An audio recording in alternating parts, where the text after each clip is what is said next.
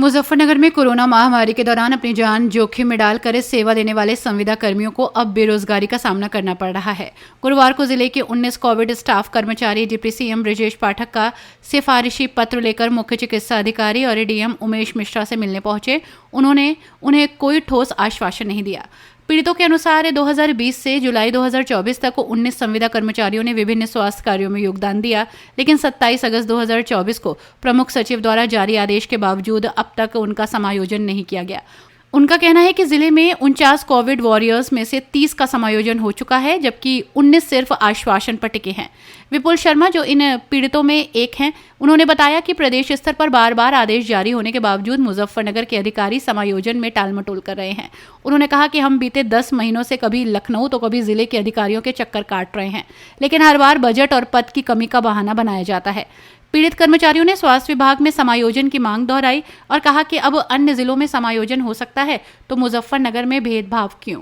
क्या नाम है आपका? मेरा नाम विपुल शर्मा, मैं कोविड-19 स्टाफ हूँ मुजफ्फरनगर जिले से। 2020 में मेरी ज्वाइनिंग हुई थी। 2020 से लेकर 2024 तक मैंने जुलाई के महीने तक कार्य किया है, जिसमें प्रमुख सचिव का आदेश हुआ था 27/8/2024 को, जिसमें कि जितने कोविड कर्मचारी है इनको हटाने की बजाय इनका समायोजन कर दिया जाए दूसरे प्रोग्राम में। लेकिन उसमें हम टोटल मुजफ्फरनगर में 49 कर्मचारी थे, 49 में से 30 का हो गया है। उसमें से हम 19 कर्मचारी रह गए। पिछले 10 महीने से हम लगातार कभी लखनऊ, कभी मुजफ्फरनगर डीएम कार्यालय, कभी सीएमओ ऑफिस के चक्कर काट रहे हैं। न तो हमें ये लग रहा है कि हमारी नौकरी हमें मिलेगी या क्या होगा। पिछले अभी परसों हम वहाँ पे गए थे ब्रजेश पाठक जी के आवास।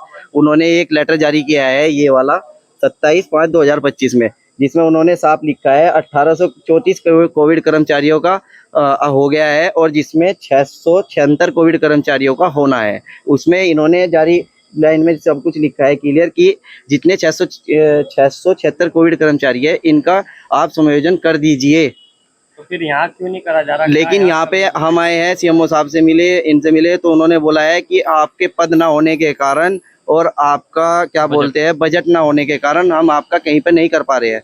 वो भी करने, वो लिख के वो बोलते हैं हमने लिख के दे रखा है लखनऊ से, अगर वो वहाँ से आदेश जारी कर देंगे तो हम रख लेंगे आपका जो हमने भेजा, और नहीं तो ये अभी हम फिलहाल हमने डीएचएस को लिख रखा है, उसमें डीएम साहब भी है। डीएम साहब से हमारी बात हुई, डीएम साहब कह रहे हैं अभी मुझे कुछ इस नॉलेज नहीं है।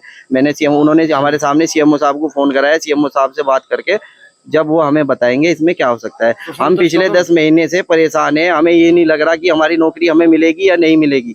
हम सभी जितने भी कोविड स्टाफ है हमने दिल और जान से मेहनत कर रखी है उस टाइम जब कोई घर से बाहर नहीं निकल रहा था। अब दोबारा कोविड आ रहा है, जैसे अब दोबारा कोविड आ रहा है, लेकिन हम चाहते हैं कि हम फिर भी हम ये चाहते हैं कि किसी को कुछ ना हो हमारी तरफ से। हम फिर भी कोशिश करेंगे कि अगर हमें ये रखते हैं हम दिलो जान से उस तरीके से जैसे पहले मेहनत की थी ऐसे ही मेहनत करेंगे।